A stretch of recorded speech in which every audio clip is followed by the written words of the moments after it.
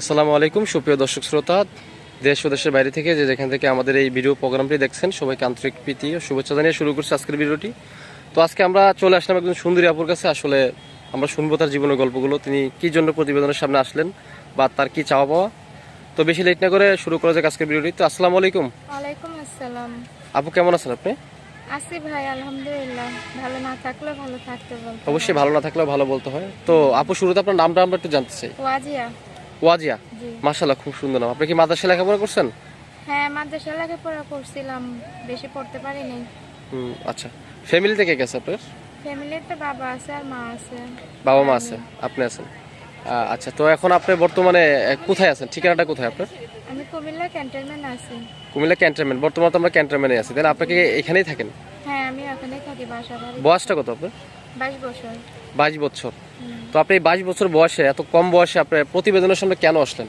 আসছি, বাবাটা স্ট্রোকের রোগী, কাজকর্ম করতে পারে না। আমি আগে মহিলা মাদ্রাসা কাজ করতাম, তারপর হুজুরটা ভালো ছিল না, মানে চরিত্র নিয়ে কি করতাম, আমার আত্মসম্মান নিয়ে কথা বলতো।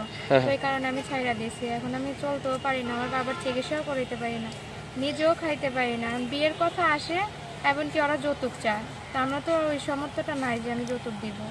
আচ্ছা আচ্ছা, তো আপনি যৌতুকের কারণে মূলত আপনার এলাকাতে বিয়ে বসতে পারেন নাই তো? না। হ্যাঁ। তো এখন প্রতিবেদন আসছেন, কোনো ভালো মনের মানুষ পেলে কি বিয়ে শাদী করবেন? হ্যাঁ, যদি একটা ভালো মনের মানুষ পাই আমি বিয়ে বসবো। সে যে এরকমই হোক, বিয়েটা হোক, আবিয়াটা হোক, বয়স্ক হোক, শুধু সে আমাকে চাইটা ডাল ভাত খাওয়াবে, এর বেশি আর কিছু চাই না আমার জীবনে। আচ্ছা, তো ভালো একটা মনের মানুষ পেলে বিয়ে শাদী করবেন। তো ঠিক আছে, আপনার ফোন নাম্বারটি আমি একটু বলবো, হ্যাঁ, আমার সাথে সাথে বলবেন। 018 018 450 450 29 29 550।